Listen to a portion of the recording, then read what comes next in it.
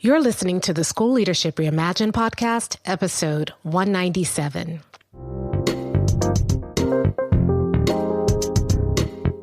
How do builders like us make a dramatic difference in the lives of our students in spite of all the obstacles we face? How do you keep your vision for your school from being held hostage by resistant teachers, uncooperative parents, ridiculous district policies, or a lack of time, money, or resources? If you're facing those challenges right now, here's where you'll find the answers, strategies, and actionable tips you need to overcome any obstacle you face. You don't have to wait to make a difference in the lives of the people you serve. You can turn your school into a success story right now with the people and resources you already have. Let's get started.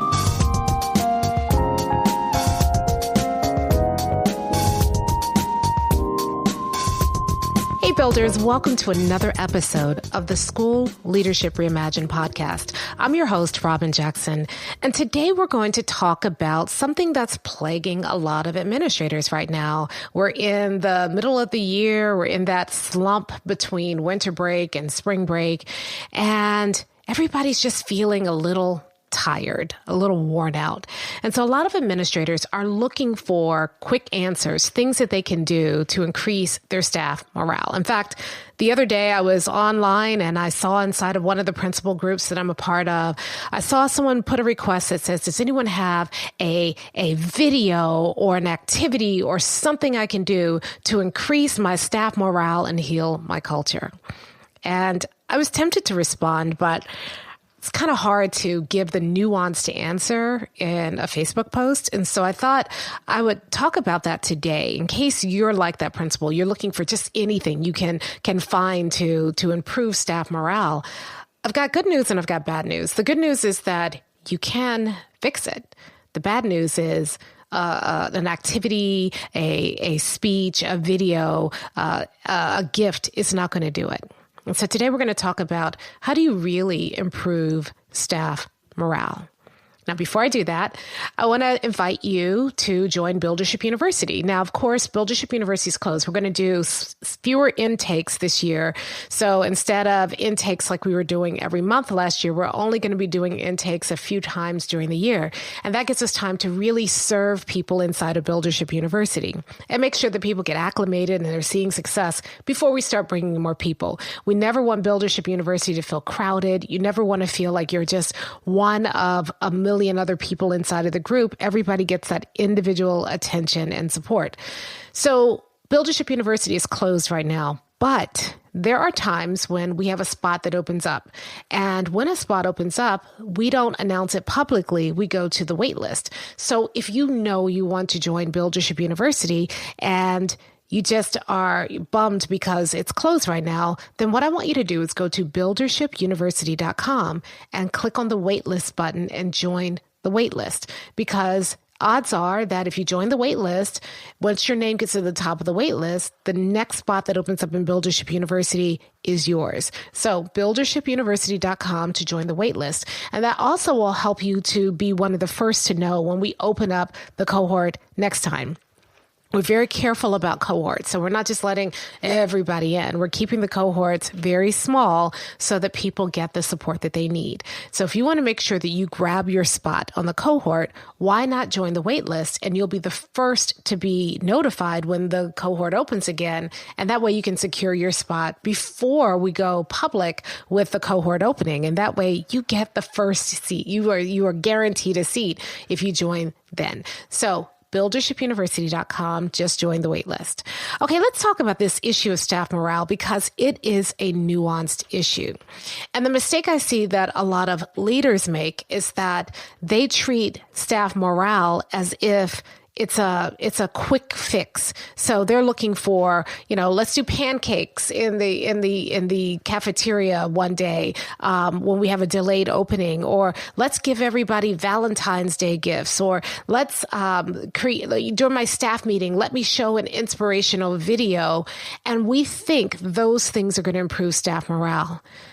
But unfortunately, those things don't. In fact, they can become quite annoying, right? If I'm already annoyed with my administration and then I get a Valentine's Day card that I know is some attempt to quote unquote improve my morale as a teacher, I'm going to be worse. I'm going to be so cranky and cynical based on that gift, because that gift is not really interested in addressing the issues that have given me low morale in the first place. That gift is a manipulation. At least that's the way that I would see it as a teacher.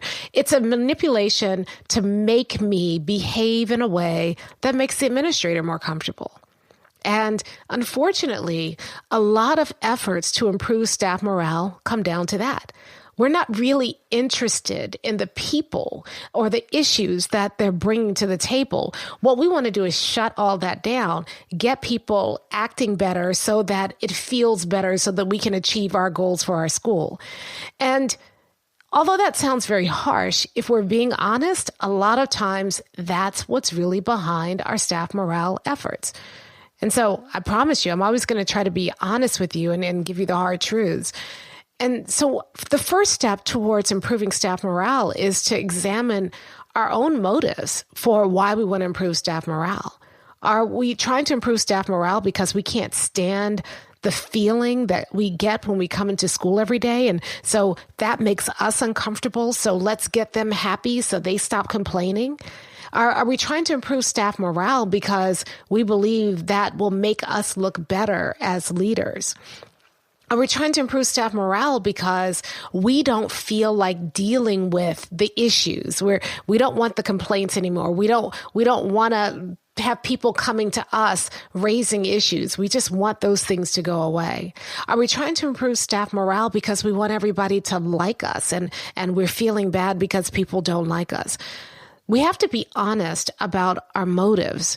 And if any of those are our motives, then we really need to dig deep and examine them, because if we don't, those motives are going to leak all over our staff morale improvement efforts, and they're going to taint them. And people will smell that on us. That's the thing. You can pretend that it's all about the staff all you want. People can see the truth. And if it's really not about helping people be happier at work, creating an environment where people are doing the right work the right way because they want to and not because you want to, if you really want to create that environment, then you've got to get your motives right first. So why do builders want to improve staff morale? Well, it's very simple. Builders want to improve staff morale because they believe honestly that what they are building is so important that it can't be derailed by people who are unhappy. And if people are unhappy, it means that something is broken in the system. And builders want to create a better system because it creates better outcomes for the teachers and the students. It's never an either or. We're never going to ask adults to sacrifice their mental health or their happiness so that we can achieve student success goals. We can't get there unless the staff is happy and unless the students are happy. So when we're trying to improve staff morale, we're doing it because we are committed to a bigger vision.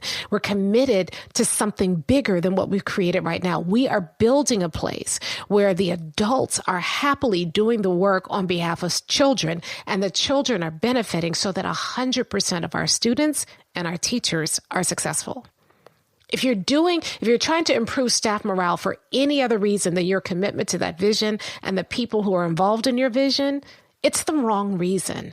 And so you need to get your motive straight first.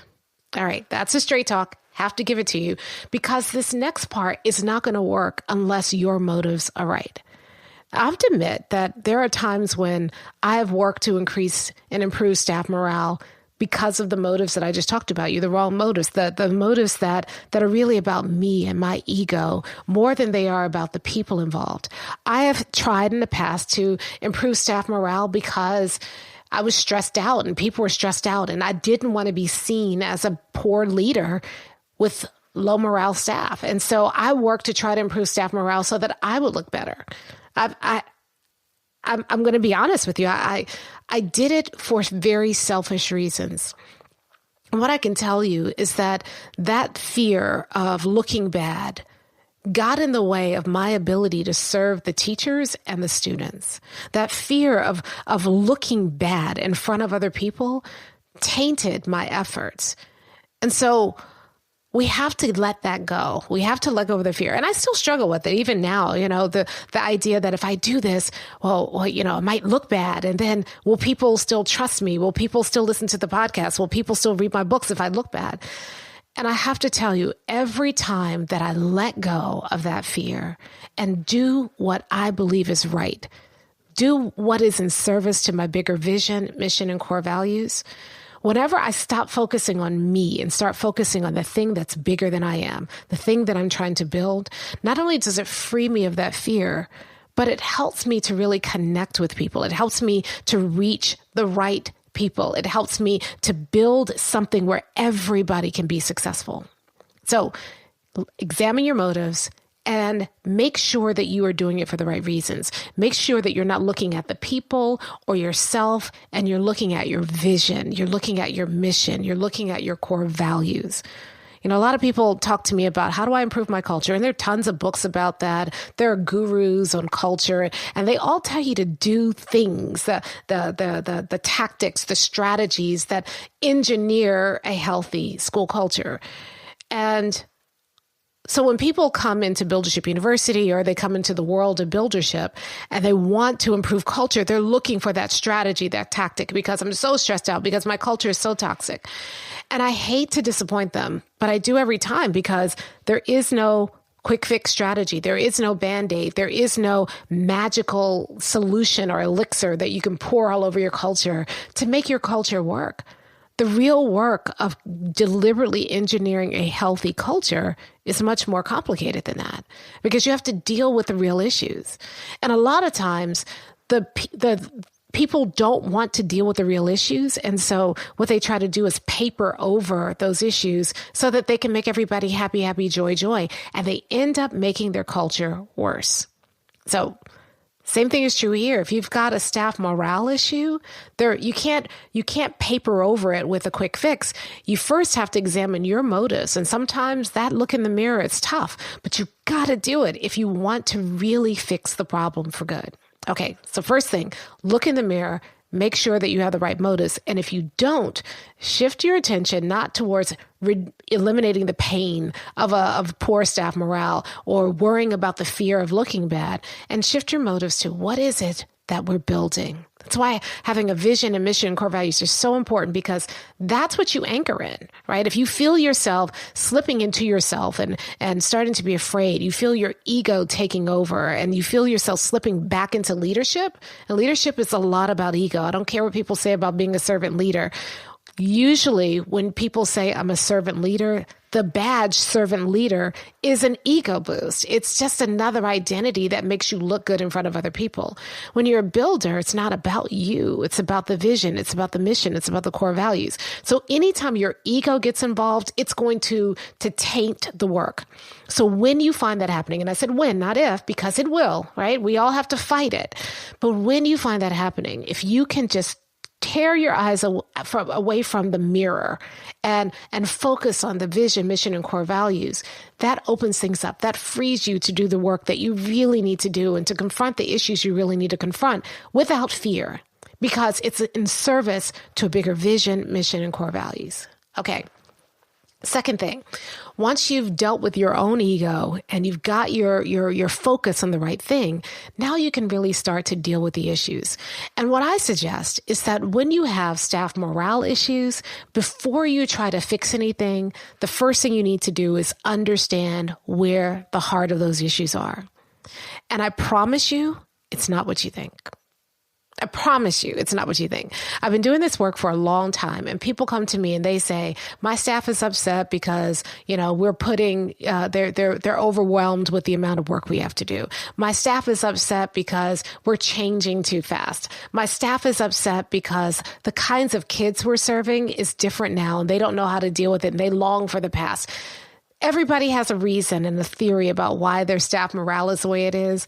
And in my experience, when people come to me and then I go in and start investigating, it's always wrong.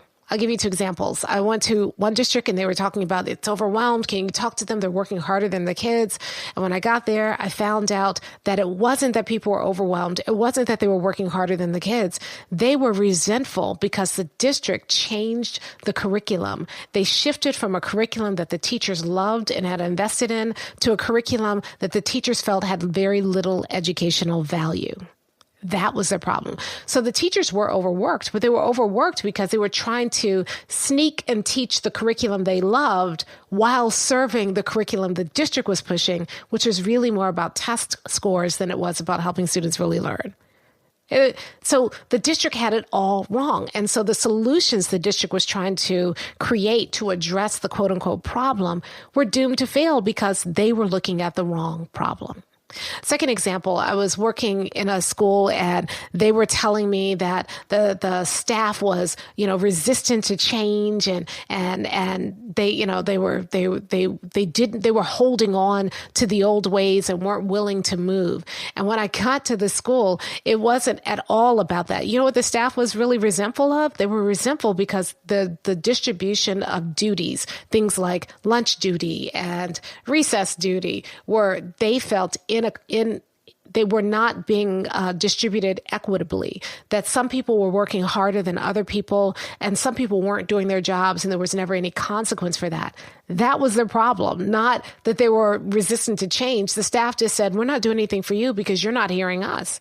So the second step is you need to really understand what is the root cause of people's overwhelm.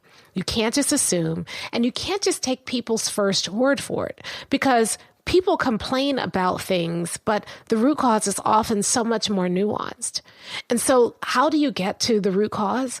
A couple of ways. One is, I suggest you do a focus group with the teachers and you sit and listen. Now, if you haven't listened to our focus group episode, we'll link to it in the show notes, but you want to make sure, I break down in that episode how to do a focus group, but you want to make sure that you sit down and listen to people, and focus groups are one of the best ways to do it. Now, people say, well, can't I just do a survey? No, because a survey doesn't give you the same nuance that a focus group will. The survey is based on the questions you ask. And a lot of those questions are closed-ended questions. And even when they're open-ended, you might get a couple of people who will take the time to write out, a paragraph or two explaining their grievances. But often the people who are at the heart of those grievances won't bother. In a focus group, you are sitting down with people face to face. You are asking questions. You're listening. You're watching body language. And what's really powerful about a focus group is that people don't talk to you. They end up talking to each other. And you get to eavesdrop on that conversation. And that's going to tell you things that a survey won't tell you. So no, put in the work, do the focus group. Don't just try to get off with a survey because you want a quick fix. Right? That's what leaders do. Builders put in the work, they invest, they use focus groups. The second thing you need to do is you need to possibly bring in somebody from the outside. Now, that doesn't mean a consultant. It just means somebody different, somebody who isn't so immersed in your culture that they can't see. So that might mean inviting a colleague from another building to come and spend a couple of minutes in your building, walking the halls, watching people at dismissal time, watching people when they come into work, observing in the main office. They can give you another eye on what's happening in your school, and they can give you some insight possibly about what they see that you may not be able to see because you're just too immersed in it. So first thing, get over yourself, get over your ego, and focus on your vision, mission, and core values. Second thing, try to understand what is the root cause for the morale issues. The third thing is that once you've gotten some information, try to kind of get to that root cause. Try to dig down and figure out what is the thing that's really bothering people. What's the thing that if I were to address it and change it would make the biggest difference for staff, right? I was in one school and there was a huge morale issue. They were doing a million different initiatives. And so the administration guessed that teachers were feeling initiative fatigue. In fact, that's what teachers were complaining about. There were just so many initiatives. We're just overwhelmed. We can't, figure out what to do in one instance because we're already moved on to the next thing. And that sounds like a legitimate complaint, right? But when we dug in and we started observing, what we realized is that it was more than just the number of initiatives. The number of initiatives that they were doing weren't working. So teachers were not just, it wasn't the amount of initiatives. So let's take an initiative off of teachers' plates. Teachers were just tired of trying something and failing and trying something and failing and trying something and failing. That's what was really at the heart of it. And so we started taking a look at all the initiatives that they had. And we said, okay, if we stopped this initiative, but everything else stayed the same, would that make a difference to teachers' morale? Would that help teachers feel more successful? And we kept asking that question over and over and over again. And we realized that almost everything we were asking teachers, that the school was asking teachers to do, wasn't working. And so you really had to take all the initiatives off the table in order to make a big difference. Well, the school wasn't willing to do that. And so what we did instead was we said, okay, where can we give teachers some success? Which one of these initiatives can we focus on right now so that teachers feel a win? And it wasn't a win for teachers. It was really a win for kids. I'm asking teachers to do things that aren't making a difference for kids. So instead of trying to focus on all these initiatives, and we can't take them all off teachers' plates, okay, you're not willing to do that. What's the one initiative that we can just put all our energy in for the next month, really focus on it, and give teachers success? We need a win. That's what we need. So that's what this school did.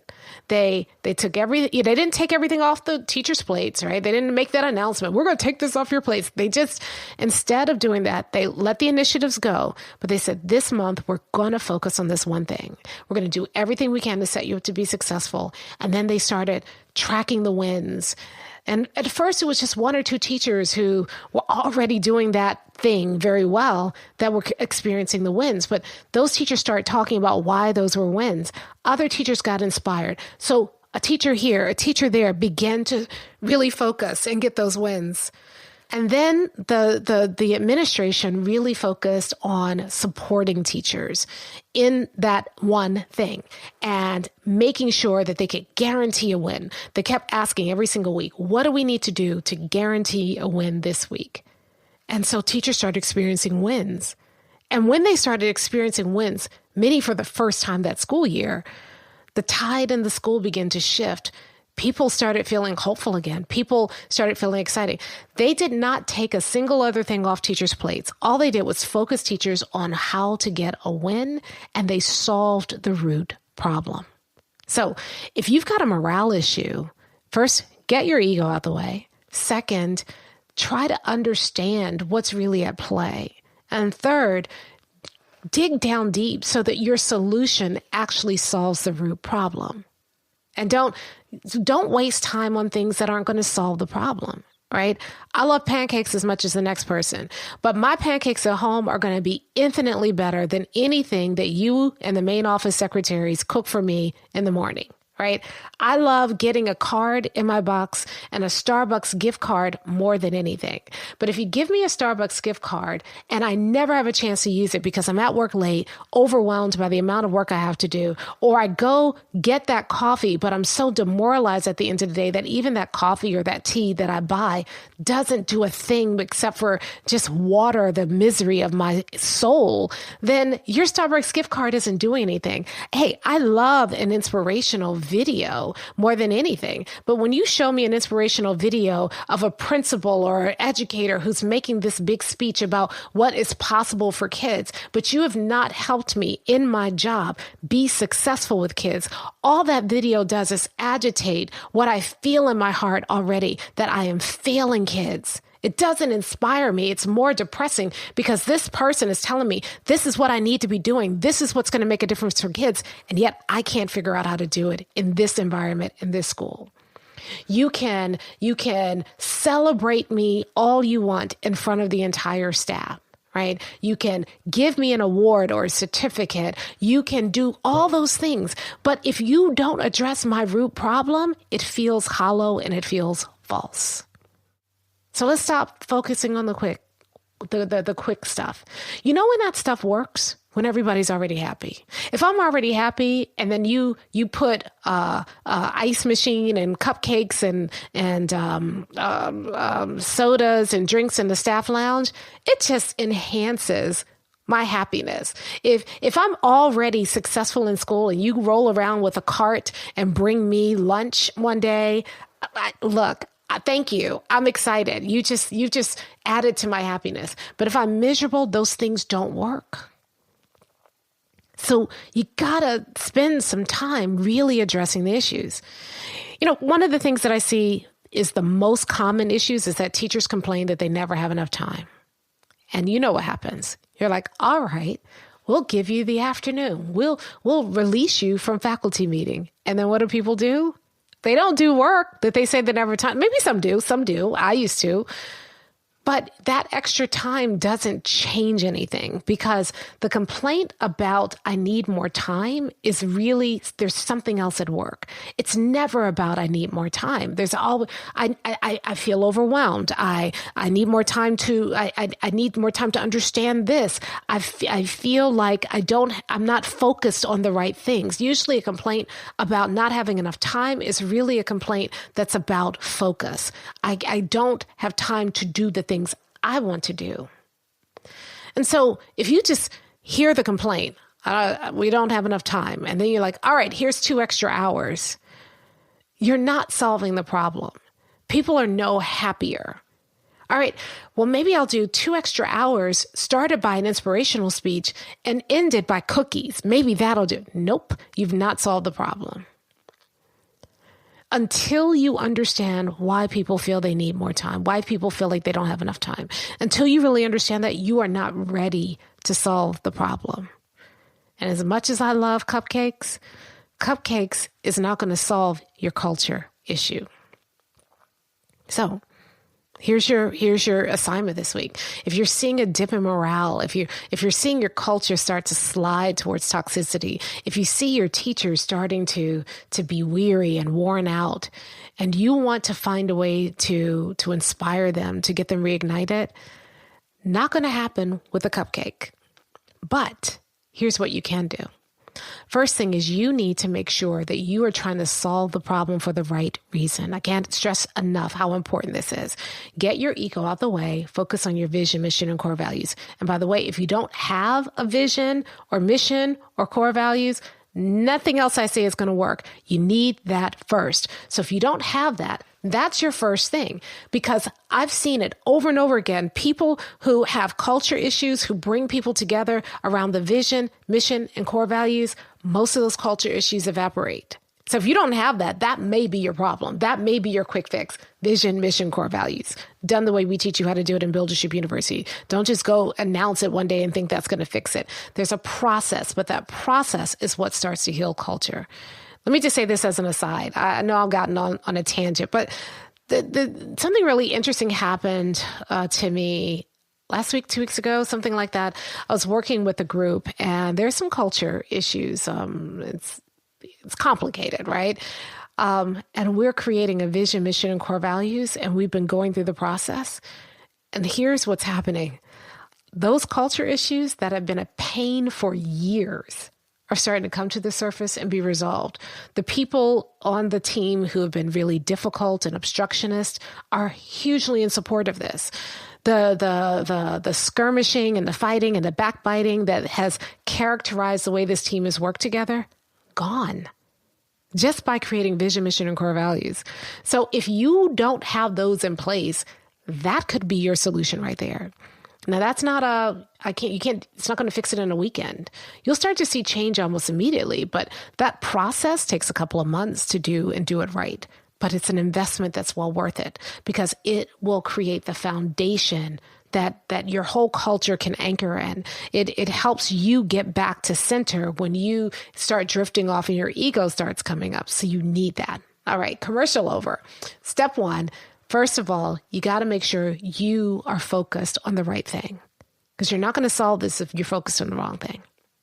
Second, once you get focused on the right thing, then you need to understand what's really going on, not what you think. You may have a theory, but you need to test that by talking to people. Don't assume. Talk to people, find out what's really going on, get another set of eyes in there if you need to, so that they can give you some insight that you might be too immersed in your culture to be able to see. Understand the problem. And then third, as you're looking for the solution, make sure you are solving the problem. Don't give a blanket solution. Be very surgical about that solution so that you are addressing the root cause that's causing the low morale, that's causing the toxicity in the first place. Make sure that you are focused on solving the root problem and not papering over the problem. And then the third thing is, make sure that everything you're doing stays anchored in your vision, mission, and core values. Because when your morale dips and when your culture starts to slip, it's usually because your work has gotten adrift. It's drifting away from your vision, mission, and core values. You're focused on pleasing the district or pleasing parents or doing something else, and you're not anchored in your vision, mission, and core values. So when you see signs that your culture is slipping, you need to sit back and say, where have we gotten away from our vision, mission, and core values? And what can I do that will help us get back to focus? You know, in Buildership University, we have something called the alignment architecture, and it's a way to help sift every decision through your vision, mission, and core values to make sure that everything you do stays in alignment. And so if you're a member of BU, this is your chance, if you're feeling this, to go back to that alignment architecture and take a look at everything you're doing and see where it is you've gotten adrift. The other tool that we have in Buildership University is we have something called the accountability architecture. And the accountability architecture looks at the key systems in your school and looks to see how you can get them more in alignment with your vision, mission, and core values, but also how you can ensure that the systems not only serve the kids, but they also serve the adults. You see, a lot of people think, oh, it's just about the kids and I don't care about the adults. But if, there's an old saying, if you don't feed the teachers, they'll eat the children. You got to do both, right? It's not enough that it just serves kids. It's not a binary either or situation. It serves kids and it also serves the adults. And when you come with that lens, you find ways to make sure that you are serving the adults in your building in a way that empowers them to better serve the kids. So take a look at your school and see where you've gone off course and find a way to get back into your vision, mission, and core values, and do it in a way that serves the adults and the kids. Because you're a builder. And as a builder, you have to serve everybody. You're building a place where everybody can be successful. So that's your task this week. Take a look. Make sure your ego's in line and in check. Make sure you understand the problem. Make sure your solution is addressing the root cause. And make sure that you are looking at your school and closing those leaks, figuring out where you're adrift and getting your school back to center, back focused on your vision, mission, and core values. Because that's how you solve morale problems for good, like a builder. I'll talk to you next time.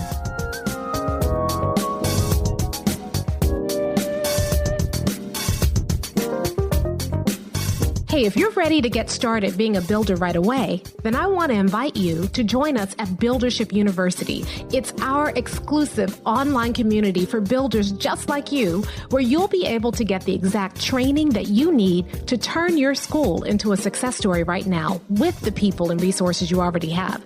Inside, you'll find our best online courses, live trainings with me, tons of resources, templates, and exemplars, and monthly live office hours with me where you can ask me anything and get my help on whatever challenge you're facing right now. If you're tired of hitting obstacle after obstacle and you're sick of tiny little incremental gains each year, if you're ready to make a dramatic difference in your school right now, then you need to join Buildership University. Just go to buildershipuniversity.com and get started writing your school success story today.